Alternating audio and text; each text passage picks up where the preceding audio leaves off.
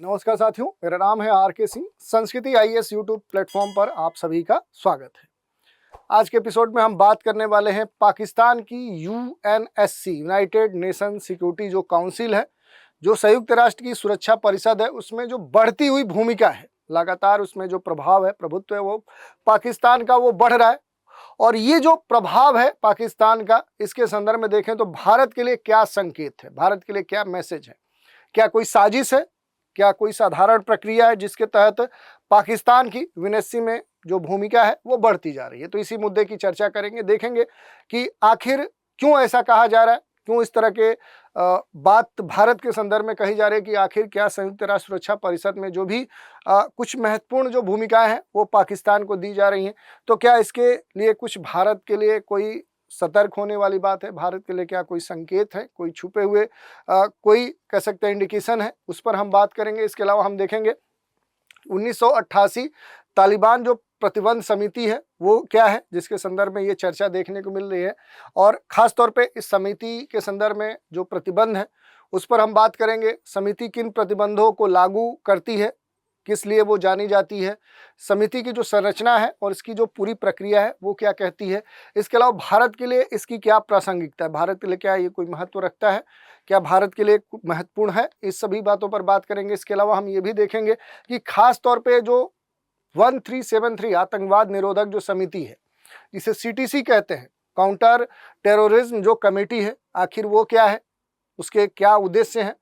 इसके अलावा हम बात करेंगे कि उसके प्रमुख कुछ कार्य हैं जो, और उसकी जो भूमिका है वो क्या है, इसकी पूरी संरचना प्रणाली क्या है, और इस समिति की जो संरचना है और यूएनएससी है जो संयुक्त राष्ट्र सुरक्षा परिषद है, उसके बारे में हम बात कर लेंगे कि आखिर ये है क्या, इसके कौन सदस्य होते हैं, कितने सदस्य होते हैं, इसकी समितियां कौन सी हैं, ये कैसे पद पाकिस्तान को मिल गया, पाकिस्तान का जो प्रभुत्व है कैसे बढ़ रहा है यूएनएससी में, पाकिस्तान की जो भूमिका है उसके क्या अधिकार प्राप्त हो चुके हैं और उसका क्या प्रभाव हो सकता है, इन सभी बिंदुओं पर एक एक करके हम बात करेंगे। अन्य जो भी जुड़े हुए पहलू होंगे उन पर भी संक्षिप्त रूप से हम प्रकाश डालेंगे। चलिए चर्चा में आगे बढ़ते हैं, लेकिन चर्चा में आगे बढ़ने से पहले आप सभी के लिए एक सूचना है। संस्कृति आईएएस के द्वारा मिड ईयर मेगा सेल संचालित किया जा रहा है, जिसके तहत संस्कृति आईएएस के द्वारा संचालित जो विभिन्न कोर्सेज हैं उन पर एक बड़ा डिस्काउंट प्रदान किया जा रहा है इस सेल के तहत। अगर बात करें आईएएस जीएस जो फाउंडेशन कोर्स है, इसमें पीटी मेंस के तहत जो भी लाइव ऑनलाइन कोर्स संचालित किए जाते हैं, जैसे जीएस ओनली जो कोर्स है, जीएससी सेट का जो कम्बो पैक है, जो ऑनलाइन कोर्सेज है, या ऑप्शनल सब्जेक्ट के लिए जो ऑप्शनल कोर्सेज हैं, इन पर अप टू 60% का डिस्काउंट प्रदान किया जा रहा है। अलग अलग जो भी कोर्स हैं जिनके लिए जो भी निर्धारित फ़ी है, उस फ़ी में 60% का डिस्काउंट आपको प्राप्त होगा।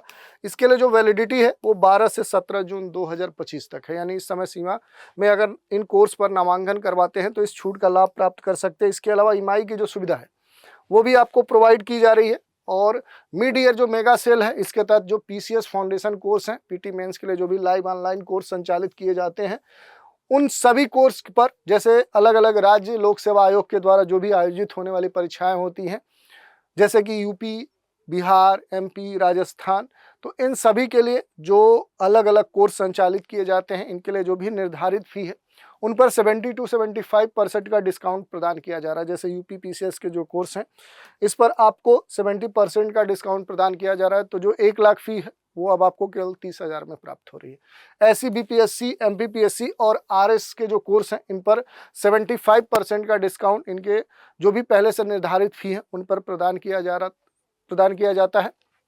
और इसके लिए जो निर्धारित वैलिडिटी है वो 12 से 17 जून 2025 है। इसके अलावा हाल ही में बीपीएससी के द्वारा 71वीं बीपीएससी पीटी का जो नोटिफिकेशन आया है, उसके संदर्भ में संस्कृति के द्वारा 71वीं बीपीएससी पीटी टारगेट बैच संचालित किया जा रहा है, जो कि 70 दिवसीय कार्यक्रम है, 70 डेज का प्रोग्राम है। इसके लिए निर्धारित फ़ी 20,000 है, जिसमें छूट के बाद ये आपको केवल 4,500 में प्राप्त हो रहा है। इसके लिए नामांकन प्रारंभ है। इस कोर्स के कुछ की फीचर्स हैं। डेली आपको 2 लेक्चर्स प्रदान किए जाएंगे। प्रत्येक जो रविवार है उसको करंट अफेयर्स की क्लास आपको दी जाएगी। प्रत्येक विषय के जो पीडीएफ क्लास नोट्स हैं वो प्रोवाइड किए जाएंगे। जैसे जैसे आपके खंड समाप्त होते जाएंगे सेक्शन, उस पर सेक्शनल टेस्ट भी कराए जाएंगे। खास तौर पे इस कोर्स के तहत आपको प्रीलिम्स जो टेस्ट सीरीज है वो पूरी तरह से निःशुल्क प्राप्त होगी। इसके अलावा अगर कोई और अतिरिक्त जानकारी आप चाहते हैं तो नीचे दिए गए नंबर 955124 पर कॉल करके प्राप्त कर सकते हैं। दूसरा तरीका भी है, संस्कृति आईएएस की जो वेबसाइट है sanskritis.com, यहाँ विजिट करके भी संबंधित जानकारी प्राप्त कर सकते हैं। अब न्यूज पर आते हैं। पाकिस्तान सिक्योर्स की रोल्स इन यूएनएससी, जो संयुक्त राष्ट्र सुरक्षा परिषद है, उसमें जो कमेटी है उसके तहत अपना जो स्थान है वो सुरक्षित कर लिया है। शुड इंडिया वरी, क्या ये भारत के लिए कोई संकेत है, चिंता की बात है? यही मुद्दा है, इसी की आज चर्चा करने वाले हैं, क्योंकि हाल ही में जो पाकिस्तान है भारत का जो पड़ोसी देश है, और इस समय देखें तो भारत और पाकिस्तान के बीच में जो संबंध है वो अच्छे नहीं है, तनावपूर्ण है, और कई सारे जो इस तरह के संधियाँ थी, जैसे सिंधु जल संधि के कहीं न कहीं एग्रीमेंट को भारत ने कैंसिल कर दिया है, और इस समय सीमा क्षेत्र पे या बहुत तरह के जो प्रतिबंध हैं वो भारत पाकिस्तान के संदर्भ में अब उससे लगाने भी जा रहा है, अपने संबंधों को वो ख़त्म भी कर रहा है। तो इस परिस्थिति में पाकिस्तान को संयुक्त राष्ट्र सुरक्षा जैसे बड़े वैश्विक संस्थान में और उसका जो सुरक्षा परिषद है उसकी दो प्रमुख सहायक समितियों में देखें तो 2025 और 26 के लिए खास तौर पे इस तरह के जो भूमिका मिली है वो अब चर्चा में है। तो थोड़ा सा उन पर हम बात करेंगे कि आखिर कौन सी समितियां हैं। तो देखिए, वो अब 1988 तालिबान प्रतिबंध जो समिति है, 1988 तालिबान जो सैंक्शन जो कमेटी है उसका अब अध्यक्ष बनाया गया है। दूसरा 1373 जो आतंकवाद निरोधक जो समिति है, काउंटर टेररिज्म जो कमेटी है, उसका उपाध्यक्ष बनाया गया है। अब ये कहा जा रहा है कि ये घटना ऐसे समय पर हुआ है जब भारत ने हाल ही में आतंकवाद विरोधी जो पाकिस्तान के खिलाफ ऑपरेशन जो सिंदूर था वो क्या किया था, वो ऑपरेट किया था। तो ये जो भारत की यूएनएससी में संयुक्त राष्ट्र सुरक्षा परिषद में जो भूमिका मिली है 2025 और 26 के लिए, तो ये महत्वपूर्ण हो जाती है, और इस कारण से कहा जा रहा है कि सुरक्षा परिषद का एक तरह से वो क्या हो चुका है, गैर अस्थायी सदस्य बना है। सवाल ये उठता है कि क्या ये भारत के लिए, भारत के डिप्लोमेसी के लिए, कूटनीति के लिए क्या कोई चुनौती उत्पन्न कर सकता है, या संयुक्त राष्ट्र की जो औपचारिक प्रक्रियाएं हैं क्या केवल उसका ये एक हिस्सा है? ये खास तौर पे इस समय चर्चा में है, तो इस पर हम बात करने का कोशिश करेंगे। जैसे अगर बात करें तो यहाँ पर जो 1988 तालिबान जो प्रतिबंध समिति है, 1988 तालिबान सैंक्शन जो कमेटी है, इसके बारे में देखें तो ये जो कमेटी है इसे खास तौर पे अलग अलग नामों से जाना जाता है। संयुक्त राष्ट्र सुरक्षा जो परिषद है उसके द्वारा गठित एक प्रतिबंध समिति है। दूसरी बात करें तो इसका जो गठन है वर्ष 2011 में संयुक्त राष्ट्र सुरक्षा परिषद के जो प्रस्ताव 1988 है उसी के तहत किया गया था। बात करें कि क्या 1988 तालिबान जो प्रतिबंध समिति है, 1988 तालिबान सैंक्शन जो कमेटी है, अगर इसके उद्देश्य के बारे में हम देखें तो ये जो समिति है इसके बनाए जाने का जो मकसद है, उद्देश्य है, वो तालिबान और उससे जुड़े हुए जो व्यक्ति हैं, जो समूह है, जो उद्यम है, जो संस्थाएं हैं, उन पर प्रतिबंध लगाना। इसी को ध्यान में रखते हुए यूएनएससी की ये कमेटी गठित की गई थी। खास तौर पे अफगानिस्तान में शांति और स्थिरता के लिए जो खतरा है उसको सॉल्व करने के लिए, आतंकवादी जो गतिविधियां हैं उसमें शामिल जो हैं उनको कहीं ना कहीं काउंटर करने के लिए, अफगान नागरिकों के जो मानवाधिकार है उनका जो उल्लंघन हो रहा था उसको कहीं ना कहीं कंट्रोल करने के लिए। इसके अलावा अगर हम बात करेंगे तो समिति किन प्रतिबंधों को लागू करती है, तो इसके अधिकार क्षेत्रों की बात करें तो 3 प्रकार के जो बैन है वो ये क्या करती है, निगरानी और उसका क्रियान्वयन करती है। खासतौर पे यात्रा जो प्रतिबंध है, जो ट्रैवल है, उस पर बैन कर सकती है। सूचीबद्ध जो भी व्यक्ति है जो लिस्टेड है उसे देश में यात्रा नहीं करने जैसे जो बैन है वो लगा सकती है। आर्थिक संपत्ति को जब्त कर सकती है। जो भी चिन्हित व्यक्ति है, उद्यम है, समूह है या ग्रुप से इस तरह के जो भी हैं, उन संगठन या उस तरह के जो भी एलिमेंट्स होंगे, उनकी जो संपत्तियां हैं, उनके जो भी एसेट्स होंगे, उनको क्या कर सकती है, ये समिति जब्त कर सकती है। हथियारों को प्रतिबंध लगा सकती है। जो भी आर्म्स हैं उनके संदर्भ में किसी भी तरह के हथियार या सैन्य सहायता नहीं दी जा सकती है। इस तरह की बातें हैं।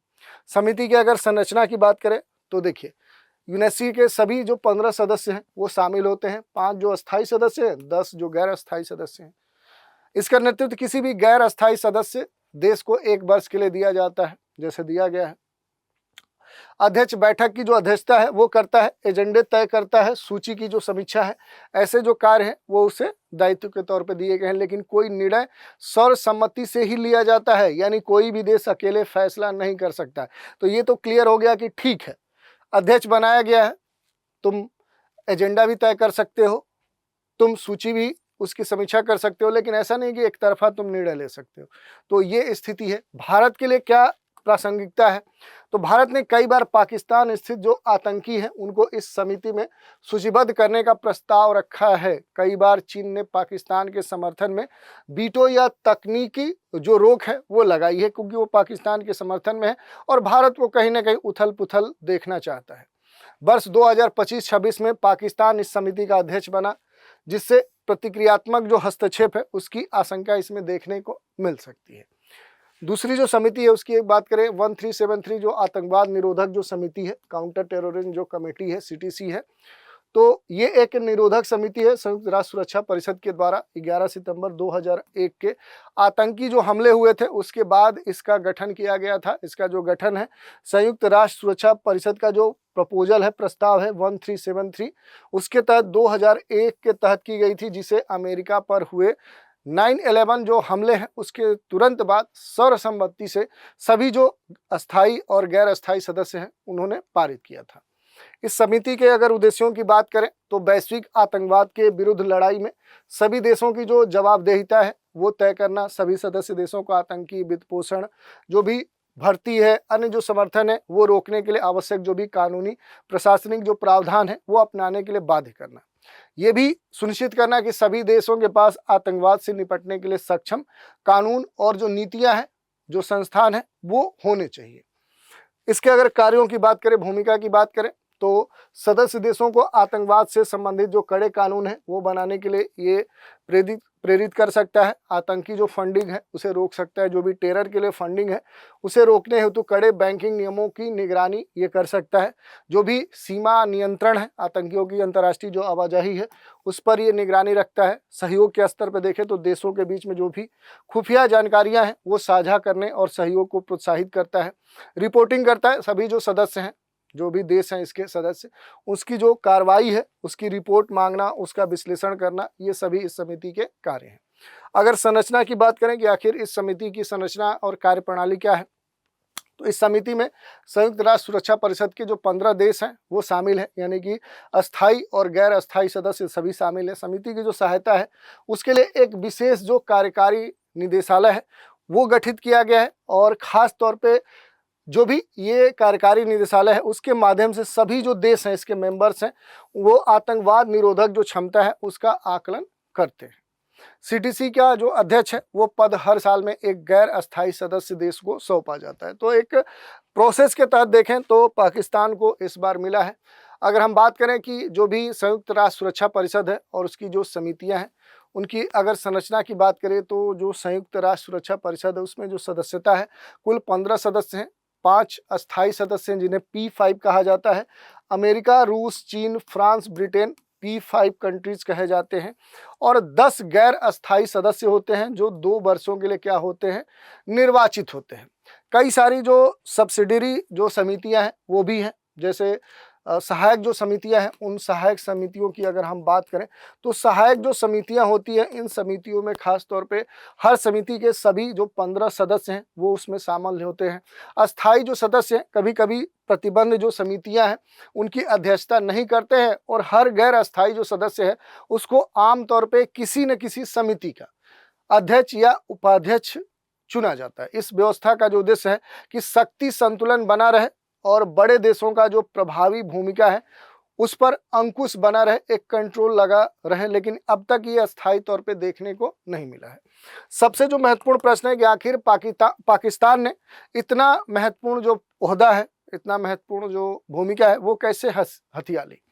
तो पाकिस्तान के संदर्भ में ये जो नियुक्ति अध्यक्ष उपाध्यक्ष की 2 कमेटियों के संदर्भ में हुई है, ये नियुक्ति किसी विशेष योग्यता या समर्थन का परिणाम नहीं है, बल्कि UNSC जो संयुक्त राष्ट्र सुरक्षा परिषद है उस प्रक्रिया का एक सामान्य हिस्सा है।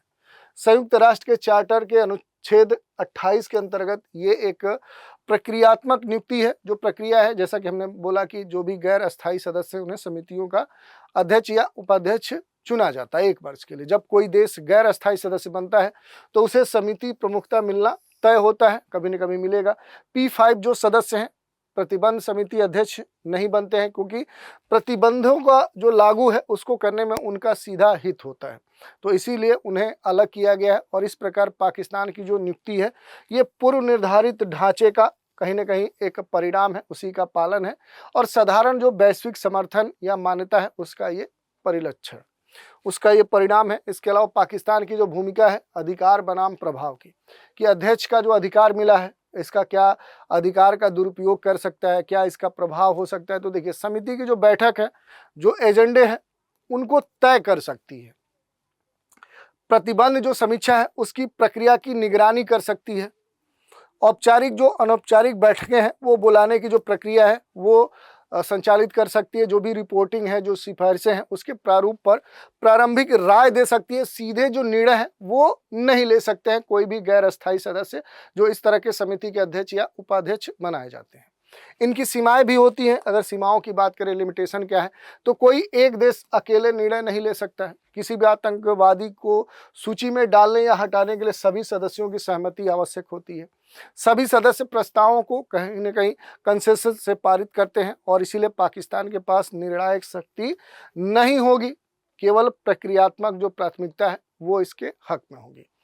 पिछली अगर कुछ घटनाओं के संदर्भ में देखें कि क्या पाकिस्तान निष्पक्ष रहेगा, तो पाकिस्तान का जो संयुक्त राष्ट्र सुरक्षा परिषद है उसमें जो अब तक का बैकग्राउंड रहा है, जो इतिहास रहा है, जो अब तक का कह सकते हैं कि रिकॉर्ड रहा है वो नकारात्मक रहा है। 2022 में भारत ने खासतौर पे अब्दुल रऊफ जो अजहर है उस पर प्रतिबंध लगाने का प्रस्ताव यहाँ पर रखा, लेकिन चीन ने वीटो पावर लगाकर इसे रोक दिया। पाकिस्तान चीन मिलकर कई आतंकवादियों को संयुक्त राष्ट्र की आतंकवादी सूची में नामित होने से रोकते रहे। 2013 में जब पाकिस्तान संयुक्त राष्ट्र सुरक्षा परिषद का अध्यक्ष बना तब उसने कश्मीर मुद्दा उठाने की कोशिश की थी और भारत विरोधी जो रुख है वो अपनाया था, और इसीलिए ये मान लेना कि पाकिस्तान इस भूमिका का गैर पक्षपात रूप ढंग से निभाएगा ये बड़ा ही मुश्किल लगता है। वर्तमान जो वैश्विक परिस्थितियां हैं और जो क्षेत्रीय परिप्रेक्ष्य है इसमें जो तालिबान की स्थिति है 2011 से अफगानिस्तान पर नियंत्रण बनाए हुए है, अब वो अंतर्राष्ट्रीय मान्यता प्राप्त करने की कोशिश भी कर रहा है। पाकिस्तान को तालिबान का ऐतिहासिक समर्थक कहा जाता है। इस संदर्भ में पाकिस्तान का 1988 समिति का अध्यक्ष बनना कहीं न कहीं एक संदेह उत्पन्न करता है। सबसे महत्वपूर्ण है कि भारत को क्या अब चिंतित होना चाहिए इस तरह के जो भी यूएनएससी में कुछ महत्वपूर्ण जो भूमिकाएं पाकिस्तान को मिल रही हैं, क्या कूटनीतिक और रणनीतिक स्तर पे अब भारत को तैयार होना है। तो अगर चिंता की बात करें तो पाकिस्तान के पास एक तरफा निर्णय लेने का कोई शक्ति नहीं दिया गया है। हर प्रस्ताव में भारत और जो भी सदस्य हैं वो वीटो या विरोध कर सकते हैं, तो उतना चिंताजनक स्थिति नहीं है कि पाकिस्तान कोई बड़ा भारत के खिलाफ कोई मुद्दा यहाँ पर कोई डिसीजन ले सकता है। पाकिस्तान बैठकों का एजेंडा तो तय कर सकता है, आतंकवाद पर वैश्विक जो विमर्श है उसको अपनी छवि सुधारने के लिए मोड़ भी सकता है। चीन के साथ मिलकर भारत के खिलाफ आतंकवादी जो भी संबंधित प्रस्ताव है उन्हें रोक सकता है। 2025 में जुलाई में रोटेशनल जो प्रेसिडेंसी है उसमें भारत विरोधी बयानबाजी की संभावना हो सकती है, और ये हमेशा करते रहा, ऐसी कोई नई बात नहीं है, तो भारत इसके लिए तैयार है। हाँ, ये अलग बात है कि प्रोएक्टिव जो स्ट्रेटजी है, पूर्व पहले से एक अपनी रणनीति होनी चाहिए। जैसे कूटनीतिक जो सक्रियता है कि P5 देशों से जो घनिष्ठ एक संबंध है, समन्वय है, वो भारत लगातार बना के चल रहा है, चाहे अमेरिका हो, जो भी सहयोगी देश हैं। तथ्य आधारित जो प्रचार है, अंतर्राष्ट्रीय मंचों पर पाकिस्तान की जो आतंकियों के समर्थन की जो नीति है उसे उजागर करना, और इसके लिए लगातार प्रयास भारत के द्वारा किया जा रहा है। इस समय पहलगाम आतंकी के बाद, आतंकवादी घटना के बाद देखें तो भारत का एक जो प्रतिनिधिमंडल है वो पूरी दुनिया में पाकिस्तान प्रायोजित जो आतंकवाद है उसकी जो पोल है वो खोलकर सच के साथ रख रहा है। इसके अलावा देखें तो जो भी वैश्विक मीडिया है उसके साथ सहयोग होना चाहिए। जैसे तालिबान पाकिस्तान की जो मिली भगत है उसे सबके सामने लाना, वैकल्पिक जो प्रस्ताव है, खुद मजबूत जो प्रस्ताव है, प्रपोजल है, वो तैयार करके कहीं न कहीं उन्हें पारित करवाने का प्रयास किया जाना चाहिए। इसके अलावा अगर संयुक्त राष्ट्र सुरक्षा परिषद की बात करें, जो यूनाइटेड नेशन सिक्योरिटी काउंसिल है, तो जो UN है, जो संयुक्त राष्ट्र है, उसी का एक ये अंग है, 6 अंगों में से एक माना जाता है, जिसे वैश्विक शांति सुरक्षा बनाए रखने की जो जिम्मेदारी है वो यूएन ने दी है। इसकी स्थापना 1945 में संयुक्त राष्ट्र चार्टर के तहत की गई थी। किस उद्देश्य से ये बनाया गया? तो अंतर्राष्ट्रीय स्तर पे जो भी शांति है, सुरक्षा है, उसको सुनिश्चित करने के लिए, अंतर्राष्ट्रीय स्तर के जो डिस्प्यूट हैं, विवाद हैं, उनका शांतिपूर्ण समाधान सुनिश्चित करने के लिए, जो भी सैन्य संघर्ष हैं उनको रोकने के लिए, अनिवार्य जो प्रस्ताव है वो पारित करने के लिए, प्रतिबंध के स्तर पे हथियारों को प्रतिबंध, शांति मिशन, सैन्य जो कार्रवाई है, ऐसे अधिकृत जो कार्य हैं वो इसे निर्धारित किए गए। अगर इसके संरचना की बात करें, जो यूएनएससी है, तो श्रेणी की बात करें तो इसमें कुल 15 मेंबर हैं। इसमें अस्थाई और जो गैर अस्थाई सदस्य हैं वो सभी शामिल हैं। अस्थाई सदस्य P5 हैं, अमेरिका, रूस, चीन, फ्रांस, यूनाइटेड, और 2-2 साल के लिए जो भी गैर अस्थाई सदस्य चुने जाते हैं वो इसके मेंबर्स होते हैं। इसके अलावा अगर जो गैर अस्थाई सदस्यों की अगर हम बात करें तो संयुक्त राष्ट्र सभा ने 2/3 बहुमत से क्या करती है कि जो भी गैर अस्थाई सदस्य हैं उनका चुनाव करती है, और सदस्य दोबारा लगातार निर्वाचित नहीं हो सकते, ऐसी बात कही गई है। अगर शक्तियों की बात करें कि आखिर कौन कौन से पावर्स इन्हें दिए गए हैं, तो देखिए, किसी देश पर आर्थिक या सैन्य प्रतिबंध लगाना, शांति रक्षा जो अभियान है उन्हें कहीं न क्लियरेंस देना, तो ये यूएनएससी का कार्य है। अंतर्राष्ट्रीय जो आपराधिक मामले हैं उनमें हस्तक्षेप करना, इंटरनेशनल जो क्रिमिनल कोर्ट जैसी जो संस्थाएं हैं उनको कार्रवाई की अनुमति देना, और इसके कई सारे जो प्रमुख सहायक समितियां हैं, क्योंकि ये सब क्या है, यूएनएससी संयुक्त राष्ट्र जो सुरक्षा परिषद है, सिक्योरिटी जो काउंसिल है, उसकी महत्वपूर्ण समितियां हैं। 1373 आतंकवाद निरोधक समिति CTC, जिसका अभी कह सकते हैं कि इसके अध्यक्ष की, जो कह सकते हैं कि उपाध्यक्ष की जो पदवी है वो पाकिस्तान को मिली है। 1988 तालिबान प्रतिबंध समिति, 1267 अलकायदा और ISIS प्रतिबंध समिति, और शस्त्र नियंत्रण मानवाधिकार प्रतिबंध निगरानी समितियां। तो ये कुछ महत्वपूर्ण इसकी समितियां हैं। भारत और संयुक्त राष्ट्र सुरक्षा परिषद के बारे में देखें तो भारत 8 बार संयुक्त राष्ट्र सुरक्षा परिषद का गैर अस्थायी सदस्य रह चुका है। हालिया जो कार्यकाल है 2021 से 22 में था, और भारत संयुक्त राष्ट्र सुरक्षा परिषद का अस्थायी सदस्यता के लिए जो G4 देश हैं, भारत, जापान, जर्मनी, ब्राजील, इसके साथ मिलकर लगातार प्रयास कर रहा है। भारत संयुक्त राष्ट्र सुरक्षा परिषद में आतंकवाद, वैश्विक न्याय, जलवायु सुरक्षा जैसे जो मुद्दे हैं उन पर मुखर तौर पे अपनी बात रखता है, और खास तौर पे जो यूएनएससी है इसकी जो सीमाएं हैं कि P5 के वीटो के कारण कई सारे जो निर्णय हैं वो पेंडिंग में चले जाते हैं। जैसे भारत विरोधी रुख हमेशा चीन अपने वीटो पावर का इस्तेमाल करता है। राजनीतिक जो ध्रुवीकरण है उसके चलते कई सारे अंतर्राष्ट्रीय जो मुद्दे हैं उन पर प्रभावी जो कार्रवाई है वो नहीं हो पाती है। तो इस तरह से पूरे मुद्दे की हमने चर्चा की कि आखिर पाकिस्तान को संयुक्त राष्ट्र सुरक्षा परिषद के 2 जो समितियां हैं उनका अध्यक्ष और उपाध्यक्ष बनाया गया है। तो उस संदर्भ में जो विभिन्न पहलू थे उन पर हमने बात की। इसी चर्चा पर आधारित एक प्रश्न देखते हैं। निम्नलिखित में से कौन सा देश यूएनएससी का अस्थायी सदस्य नहीं है? अमेरिका, फ्रांस, जापान और चीन। तो आपको बताना है कि कौन सा देश है जो संयुक्त राष्ट्र सुरक्षा परिषद का अस्थायी सदस्य नहीं है। इन 4 में से आपको सही उत्तर का चुनाव करना है, और सही उत्तर आप हमें कमेंट के माध्यम से दे सकते हैं। तो आज के एपिसोड में हमने डिटेल से बात की संयुक्त राष्ट्र सुरक्षा परिषद में पाकिस्तान जो 2 समितियों का अध्यक्ष उपाध्यक्ष बना है, तो इसके क्या मायने हैं, क्या भारत को इससे चिंता करनी चाहिए, क्यों करनी चाहिए, और इन समितियों से जुड़े हुए जितने भी महत्वपूर्ण पहलू थे उन पर भी हमने बात की। तो आज के एपिसोड में इतना ही। आप सभी हमारे साथ बने रहें, इसके लिए धन्यवाद।